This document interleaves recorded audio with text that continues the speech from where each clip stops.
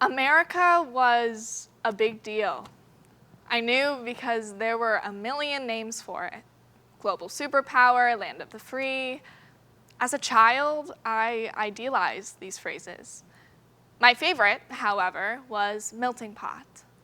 I imagined a great multicultural stew. If I close my eyes, I can still taste my first steps out of LAX, relishing in the color and beauty of my new home.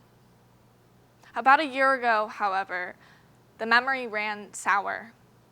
Social unrest in Latin America serves as justification for racism towards Mexican migrants. A slim number of fundamentalist terrorists has ignited xenophobia against the Muslim community.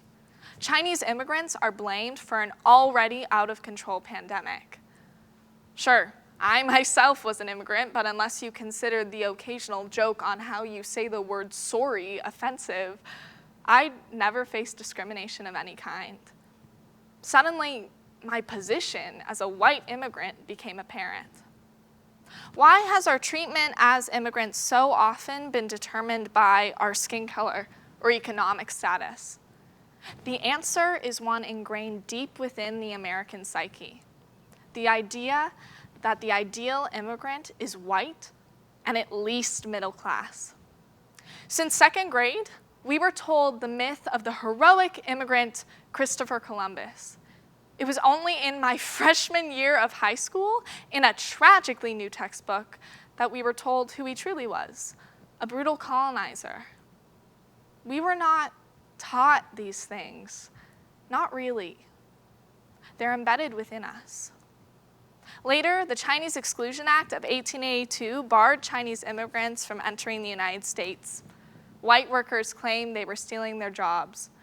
During the Mexican repatriation of the early 20th century, much of the white populace believed that jobs should be reserved for true Americans, aka white people.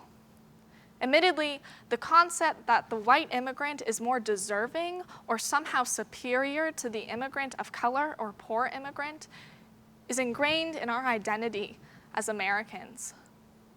I know because I see this pessimism of immigrant faith, immigrant ambition in our world today.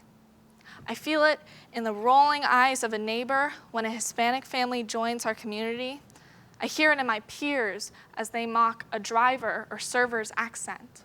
I witnessed it when our former president banned well-meaning Muslim people from this country. And most of all, I see it in the fields of California, my home, where migrant workers labor for barely anything. There are over 11 million undocumented immigrants in this country, but we tend to villainize that statistic. Today, about 60% of agricultural laborers are undocumented. While we welcome the work of the undocumented, we reject actual undocumented immigrants. This mindset works in sometimes insidious ways. Immigrants pay an estimated $400 billion in taxes every year. 44% of our medical scientists are born elsewhere. We don't consider these statistics because we consider America to be the savior of immigrants. We all want stability. We all want better lives for our children and our children's children. So why are immigrants minimized to their skin color rather than their ambition? Why are we judged on the content of our wallets rather than the content of our character? I'm not afraid to tell you that I love America, because I do. It's a place that's paved a way for me and millions of other dreamers across the globe. We can't be blind, however, to a history of immigrant alienation, a narrative of whiteness, and most importantly, the untold benefits of immigrant diversity. Today, I reflect on the phrases that struck me most as a child.